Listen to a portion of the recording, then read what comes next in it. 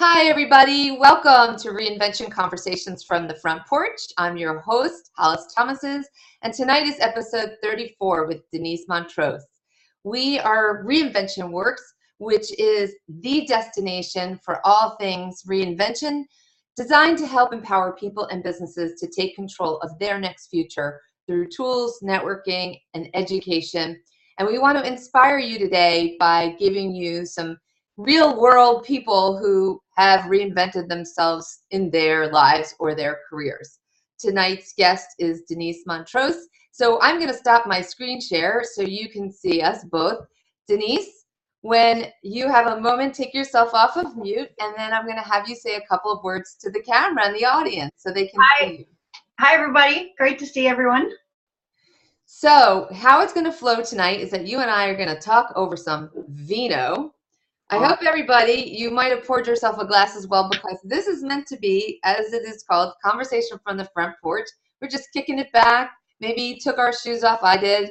Poured ourselves a glass of wine. We're just going to tell each other our stories. So I don't know what you're drinking tonight. What are you drinking? Is that red too? It is red, and I picked this. There's a story behind this. I know that wine.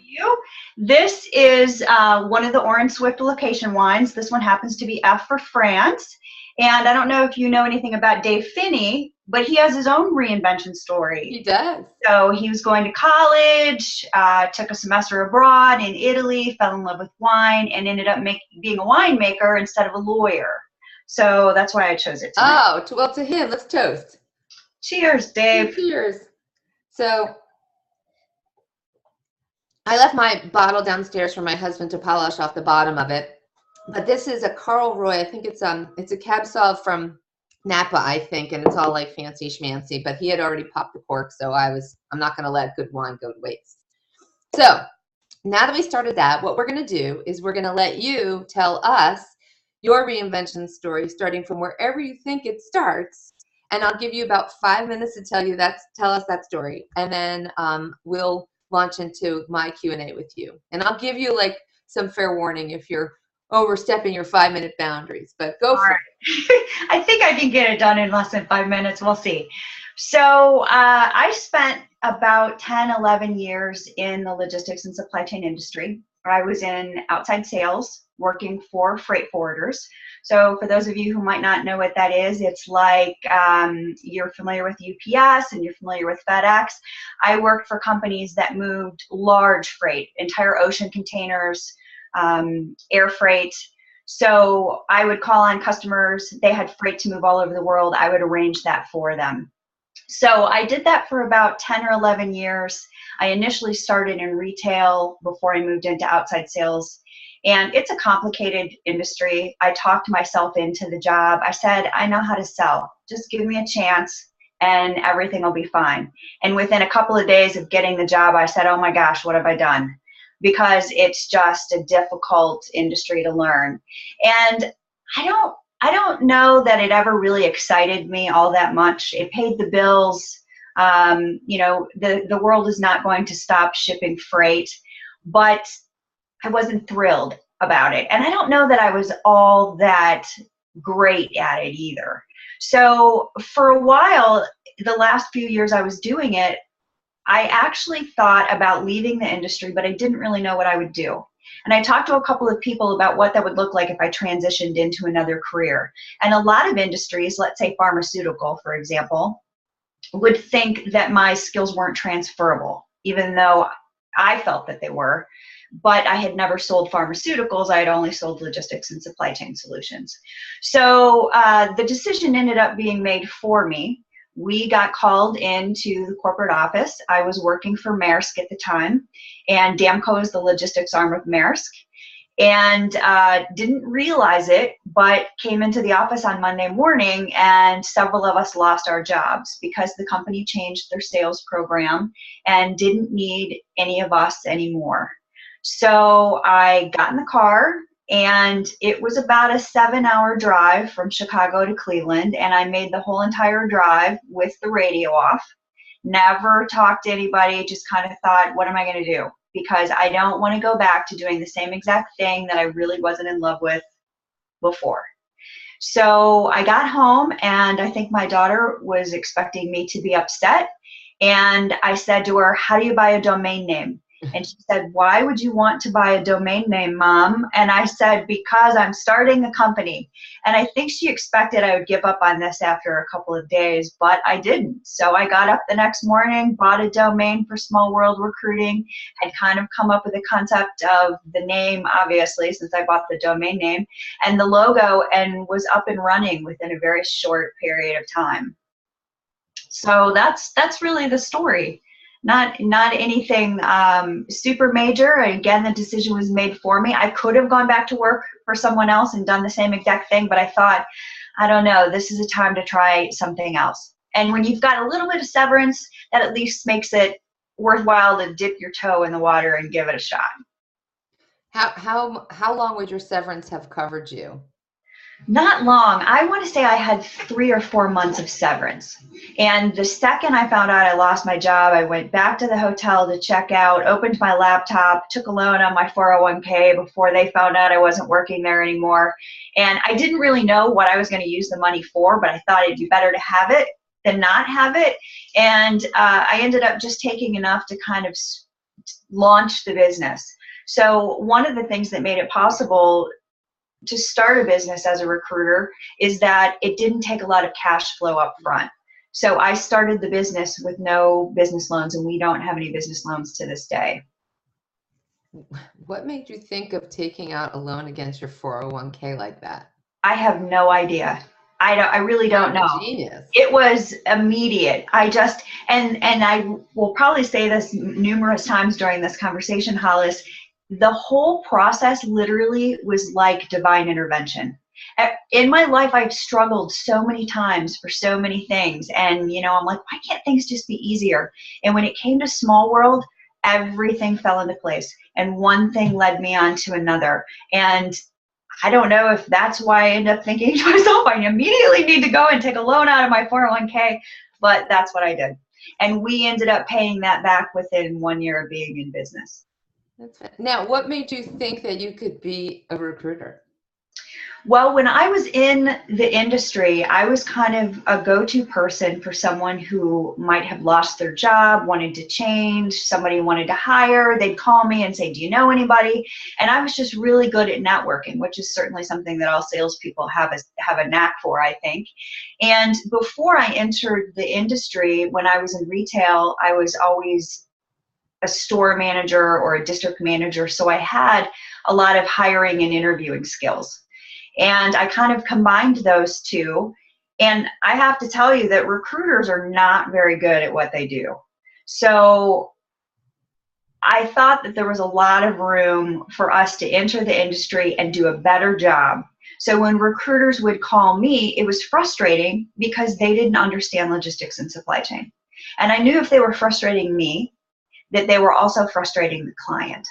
So I thought, if I can come and do this and use my networking skills and my industry connections and make good connections between clients and candidates and get paid for it, that's a win-win. So that's how the whole idea came about. It was either that or a very true story, something to do with wine. And that is true. I'm not making that up. That's a story for another night. Yes, exactly. So the interesting thing to me is that you did this 7-hour drive where you were processing, your brain was crunching this situation, you had your epiphany, you kind of did everything right, whether you intended to or not. And your daughter was sort of struck or dumbfounded that you were okay. So, like, what made you feel okay in that moment? Do you think it was like naivete, or did you just know that you could pull it off? No, I literally had no idea. I wasn't sure. And I think sometimes people always have an inkling that they would like to work for themselves. They would like to start a business. They are always looking for an opportunity to do that. I had none of that. I never even considered it. And it was just something that came out of nowhere. And I thought, let's just give it a shot. You know, what do I have to lose? Because there were numerous times during my career I would lose my position because a company would change their sales structure. They would change their plan. They had a product that couldn't be sold. So if a freight forwarder signed contracts that really weren't any good that year, I didn't have anything to sell to a client. So my success was always tied up in someone else. And I thought, why don't I just at least try to hold my success in my own hands? And if it doesn't work, I don't have anybody to blame but myself. Did you also have some sort of feeling that if this didn't work out, like you had nothing to lose, you didn't require a large upfront capital to get things started? So did you have a sense of, hey, if this doesn't work out, I can always get another gig doing either something else or sort of using the skills that I know I have? I always knew that I could go back to working in the industry, so that wasn't a concern. I also used to bartend, so I know that I have that skill, which brings lots and lots of cash. So that's always a backup plan. Abby at that time was in college, so I always could have put her out to work.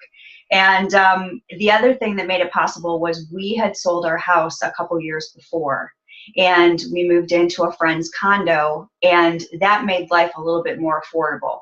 So if I would have lost my job and had to make a giant house payment, it might have been a different story. But my finances at that time were a little bit more manageable. Interesting. So I wasn't as concerned. And I have to say, I've got to throw this shout out to Obamacare, because I have to tell you that I didn't know anything about health, the marketplace, health.gov, the marketplace. I didn't pay attention to any of that because I was always employed. So whatever was going on, I didn't pay attention. But I can tell you that I have ankylosing spondylitis, which is an arthritic condition. And I am uninsurable unless I am in a group plan. If it weren't for Obamacare, I could not have purchased insurance for myself. I would have had to go back to work for someone else.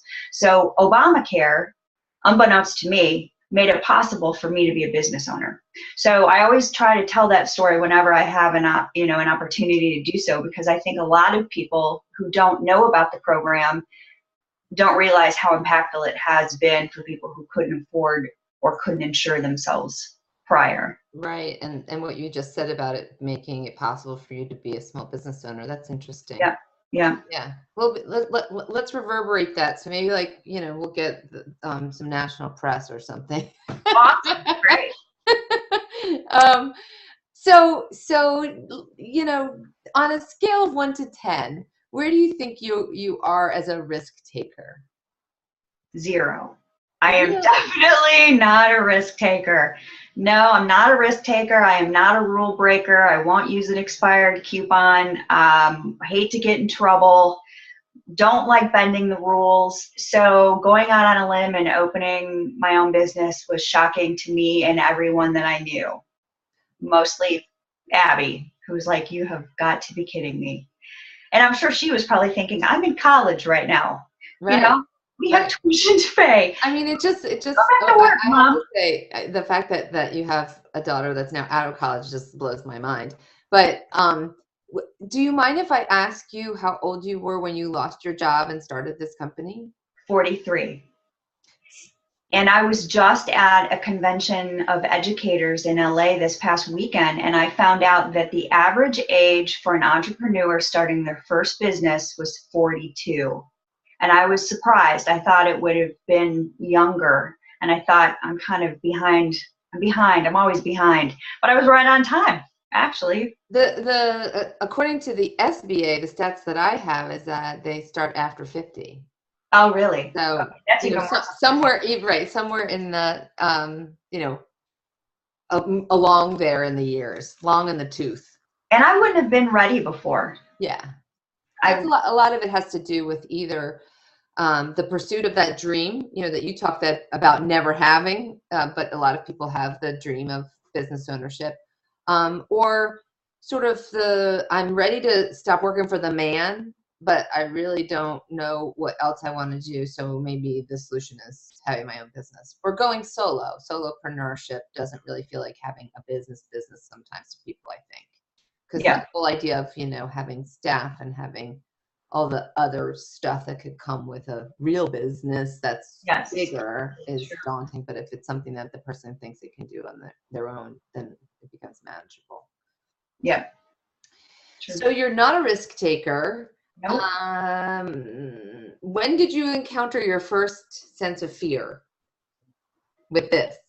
I think the first fear came when we had made 3 closes pretty quickly. And I say we because I started the business having no idea what would happen and got so busy so quickly that I had to talk Abby into giving up bartending. She was happily bartending through college to come to work for me. So she worked part-time when she wasn't in school, full-time between semesters or summer or what have you. And now that she's graduated, she's completely full-time. But we had made 3 closes pretty quickly. And I thought that clients would pay on time, and they don't. So that was a big surprise for me. So by that time, it had been several months into this process. And I think what a lot of people don't realize is that a client calls and says, hey, Denise, I'd like to hire a director of operations. I say, okay, tell me about that job. And then I have to go out and find the right person. And that sometimes is a long process. So I start interviewing people. We put them through our own process. We present them to the client. The client says, okay, I'd like to interview this guy and that guy. So we've got phone interviews, we've got in-person interviews, and then we decide on a candidate. The candidate has to give a 2-week notice to their old employer. Then they finally start, and then we have to wait 30 days to get paid. So it's a long process, 2, 3, 4 months, and then all of a sudden, no money is showing up in the mail. So every day, no check, and we're waiting on 3 checks. By that time, we were running out of money, and I was like, oh my gosh, I don't know what to do. So I'm owed all of this money, and I panicked because I thought they weren't going to pay. So that was the scariest part. Mm. And what kind of bills would you have had to cover at that point in time?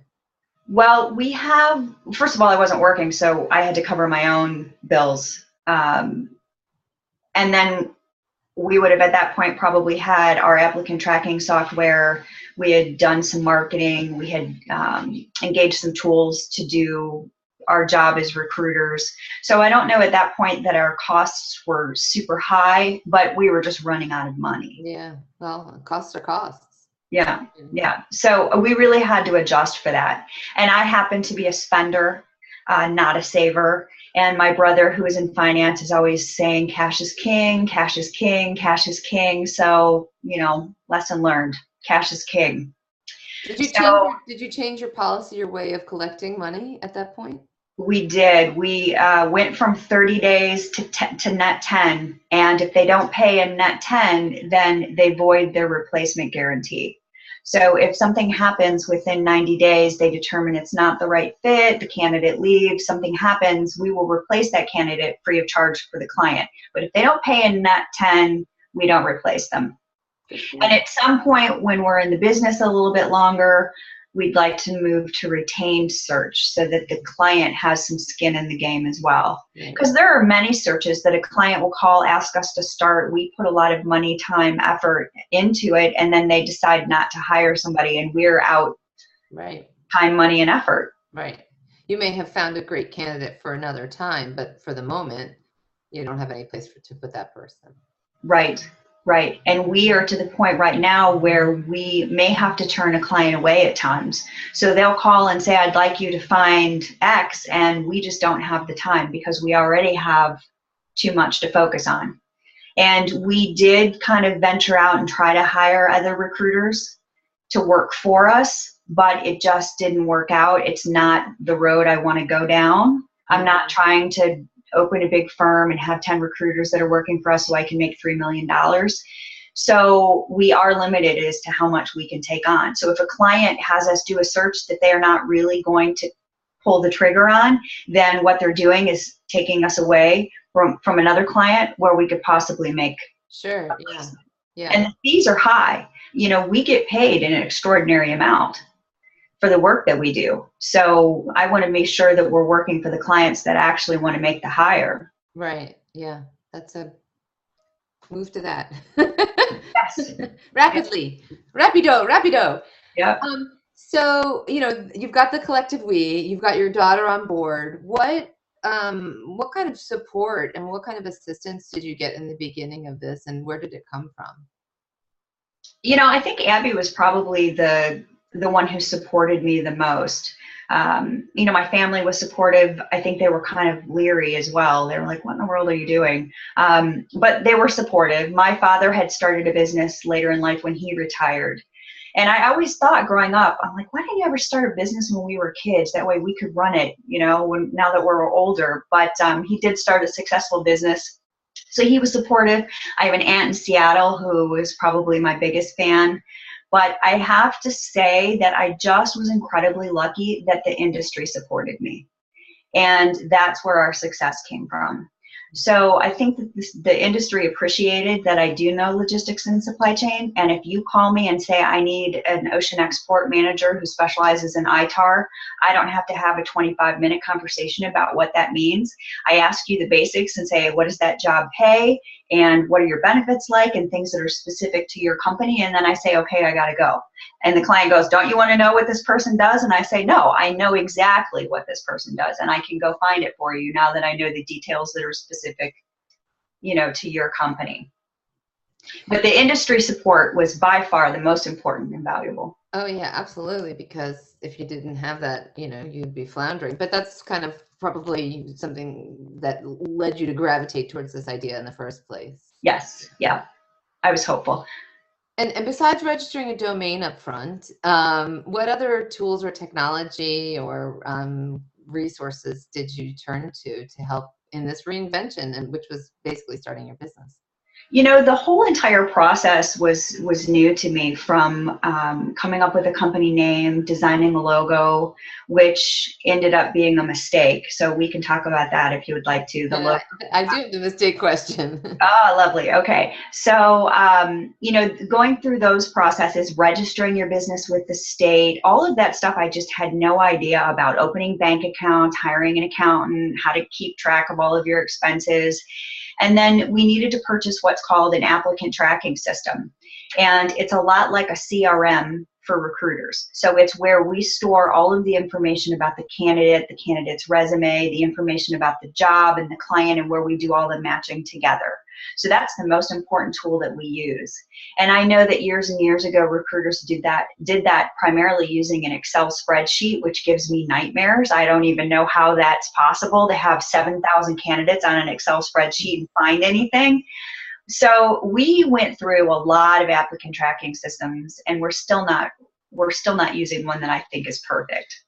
And it's expensive, and it will make or break you as a recruiter. We just did a placement not very long ago and searched and searched and searched. And after we went through this entire process and had made the placement, Abby walked from her office into mine and said, why didn't we ever find this guy who lives here in town? And I'm like, you know what? That's a really good question. He was already our candidate. We already had his resume. He was in the system, and we missed finding him. And that's why the tool is so expensive. So that was the most important thing. And then, of course, there's social media, which I was not utilizing. I did not know how to tweet. I didn't have a Twitter account. So learning that was a challenge. Never used Facebook for anything more than just posting pictures with friends. So that was tough too. So do you want to talk about the mistakes? Sure. Yes. Yep. So I designed a logo, which I think still looked great, but I did it on the cheap. So I had a concept of what I wanted the logo to look like, and I knew what colors I wanted to use. And I went on to some obscure website, which I couldn't tell you now to save my life what it was, and paid $35 and got a logo. Was never allowed to talk to anyone. I was allowed for 2 rewrites, I think, for them to make changes. And in the end, I think it looked great. People were happy with it. And even when I talked about changing my logo, people were like, why do you want to do that? I really like the logo that you have. But the issue is that it wasn't optimized for social media. It had too many colors, and it was too long. It needed to be more square, and it couldn't be sized. So in a lot of sources or online places where we could include our logo, it was teeny, teeny, tiny. You couldn't read it if you wanted. It wasn't scalable. So when you're starting a business, it's all about branding yourself and marketing yourself and getting your logo out there. And then within 1 year of opening the business, we had to rebrand and start with a new logo. And that's a huge business mistake. So had I known this before, and I'm telling anybody now that thinks about starting a business, you need to put a whole lot more thought into what are you going to call this company?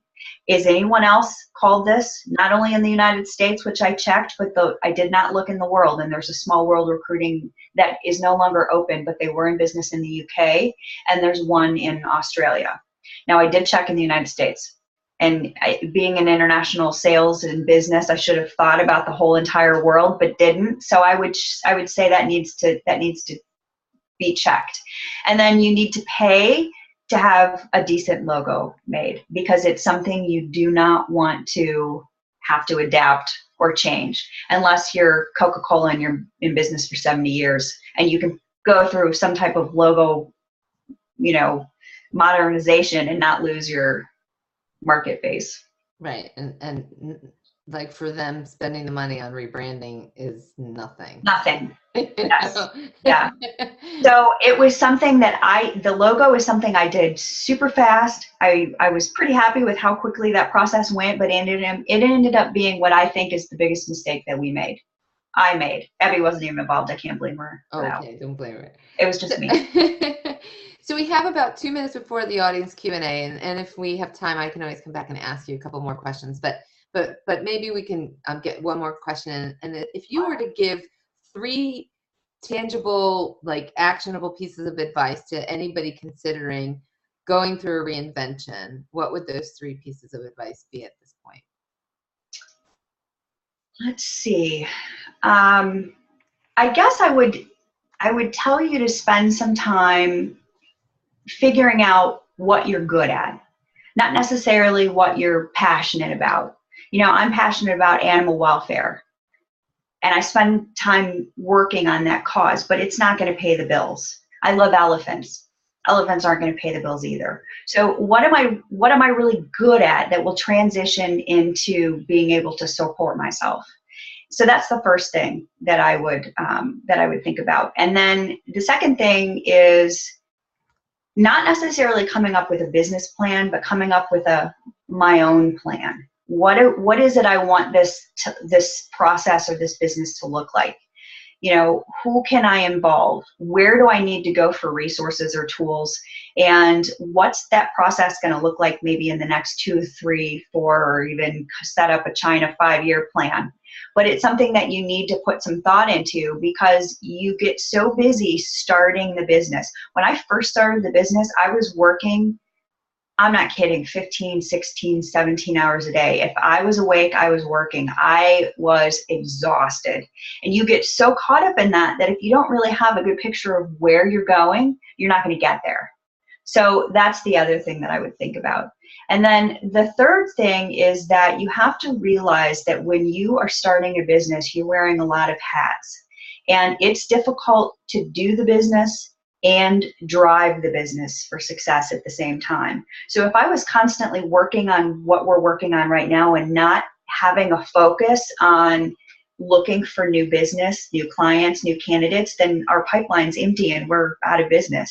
So that was the thing that I think surprised me the most, was how difficult it was to do every task on your plate and to do it while you're still also eyeing into the future. Mm-hmm.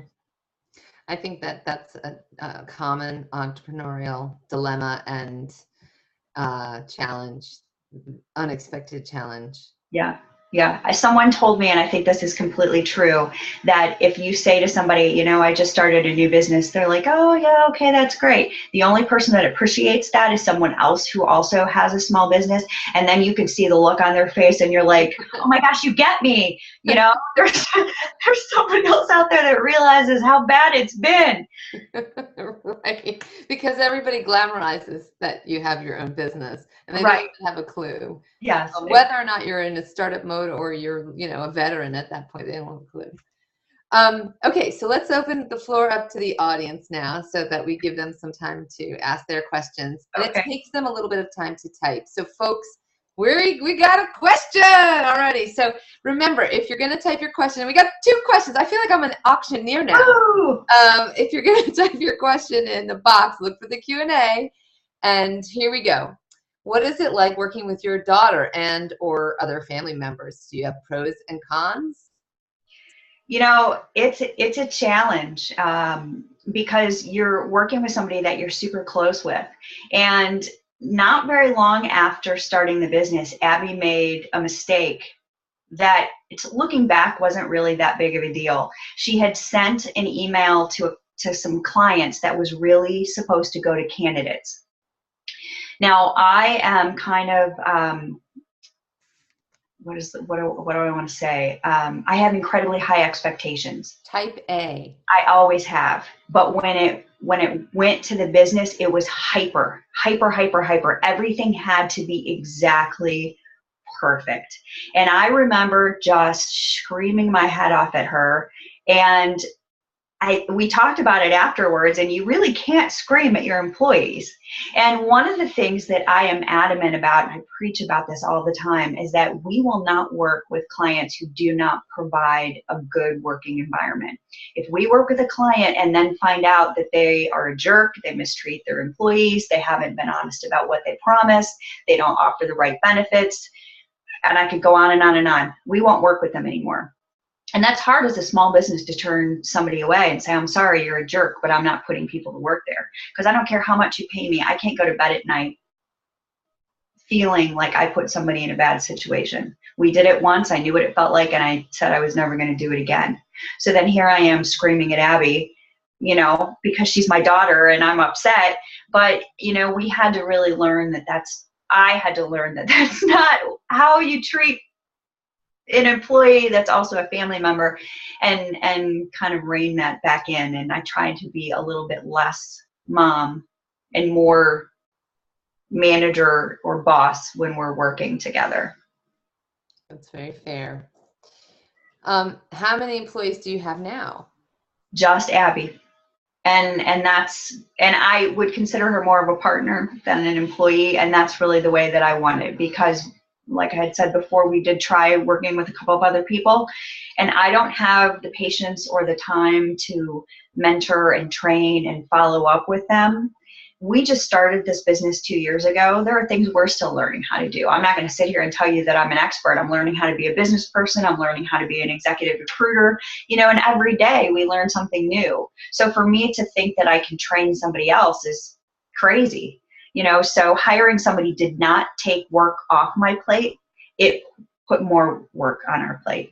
And we can make a decent amount of money with just the 2 of us. I would rather control, and that's the other thing, is that I was giving up a lot of control to give, and I never thought about this when I was an employee, to give somebody an email address that said Small World Recruiting, and to give them our logo to go about and do whatever they want, and not have control over that drove me crazy. Really drove me crazy, because I'm still at the point where I want everything to be 100% perfect. Does Abby have a say in her interest in the company? I hope Abby likes her job. I think that she does. There were many times I asked her during the process when she was finishing school, I'm like, is this something that you are completely open to doing? Because if you're not, then I need to change focuses. Because at that point we started to market, both of us working together. So, we have a lot of marketing out there that points to the fact that we're mother and daughter recruiters. And I can't spend time marketing to that if you're going to graduate and go, yeah, I decided to go be a social worker or what have you. So I think that she does like it, and I always ask her opinion about everything. I think that she would say she feels pretty included. I know that I have the final decision or final answer, but I always want to hear what she has to say. We have another question. What kept you motivated besides wine when customers weren't paying or when you had difficulty filling positions? I really don't know. I was so driven and just kept going and going and going. But I can tell you that I do lose motivation if a client won't pay or we have a situation. We just worked really hard on a placement that's a little outside of our niche for a client who is in the business but needed to hire somebody in the IT department. We don't speak IT. It's a difficult thing to recruit. And we finally made the placement and the whole deal fell through because there were things on the candidate's background check that the client wasn't comfortable with. I think I said that right. The candidate had things on his background check that the client wasn't happy with. So the whole deal fell through. That's hard. That was a lot of work that we just had to throw out the window, and you've got to start all over again. So I think we do lose motivation a little bit, but the more control and the more processes we put into place so that we do get paid on time, so that we don't have candidates who don't pass their background checks, those types of things, it makes it a little bit easier, and then it's easier to stay motivated. But I can tell you, this is the first time in my life that I would get up, and there were times that I drove several pretty large checks to the bank, and Abby was like, "You want to take the afternoon off?" And I'm like, "Heck no, we're right back at it. We're right back at it." And I was not like that when I worked for somebody else. Yeah. As a matter of fact, I am sure if every boss I have ever had saw how hard I work for myself and for this company, they would say, "Excuse me, but we would like a refund." Because you never worked that hard for us. And that would be true. I worked much harder for myself than I did for anybody else. Yeah, absolutely. We have another question, and I want to get it out because we're running out of time. Okay. How do you handle frustration and re-energize yourself? That's a tough one. I kind of have learned that you have to walk away. And there are times when literally I have to walk away because the stress is so immense. I can feel it physically. And I have to walk away, spend time with the dog, take the dogs for a walk, go in my room and chill out for a minute, but you have to get away from it. And I learned that pretty quickly too. Several months into working every single day, every single minute I was awake, made me realize that if you do not step away and do something else, go and enjoy your life a little bit, that you can't come back and continue to work at that pace. It's just not possible. Right. Having had another company in the past, one of the things that you and I talked about before we got started that I admire that you're doing is volunteer work. And it reminds me, like, I need to do more of that right now because I am so in startup mode and so entrenched. I probably would do myself a favor by giving back instead of just trying to do. So it's a good reminder. We have another question. Everybody, I know that we're at the 10 after the hour. If you want to leave, and I don't want you to, but I do want to give this question out. So you're more than welcome to leave. I'm sorry, but do you and your daughter live together is the question. We do not. We do not. She did move out on her own. She has an apartment here in town, so she comes to work every morning, and she brings her dog, which is one of the greatest things about owning your own business. And not very long after we started, a big recruiter here in town came swooping in and said, "I am so impressed with what you're doing." He's like, "I'd like to put you in a great big office and we can run your payroll and hire recruiters." And I was like, "Hold on a minute, dude." I said, "I like working, from home in my yoga pants with our dogs. That's the way it's always going to be." Right. So they're with us all day.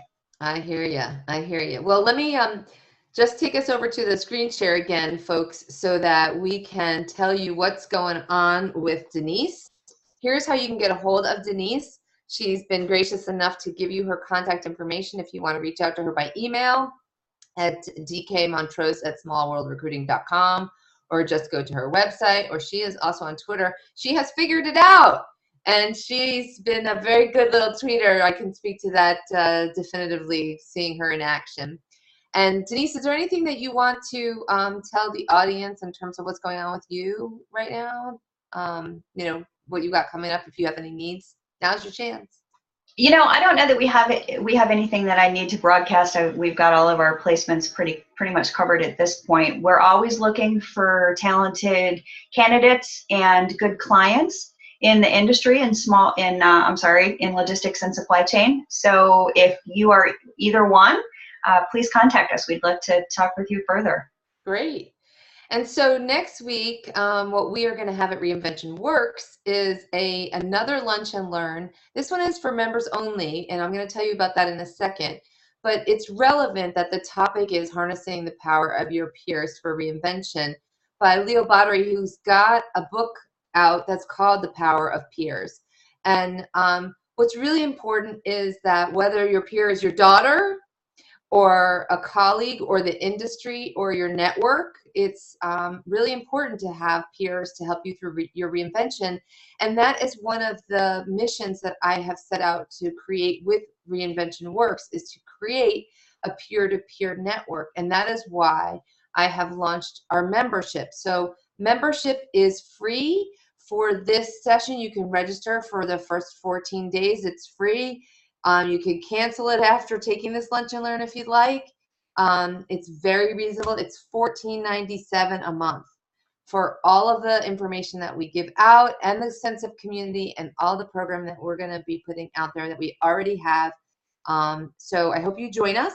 It will be at 12:30 to, again, like a 40-minute session, 1:10 p.m. Central Eastern Time next Wednesday. And that's what's coming up. I'm also going to be trying to do a Periscope from an event that I'm on a panel on that same evening. So it'll be a double delight if you like. But everybody, thank you for your attention, your time. Denise, thank you so much. It's been a hoot, fun, and a great candid story. I hope you had fun too. I did. Thank you, Hollis. It was great. I appreciate you including me in your great program. Oh, absolutely. My pleasure. So everybody, take care. We hope to see you again and have a wonderful night. Bye now. Bye. Bye.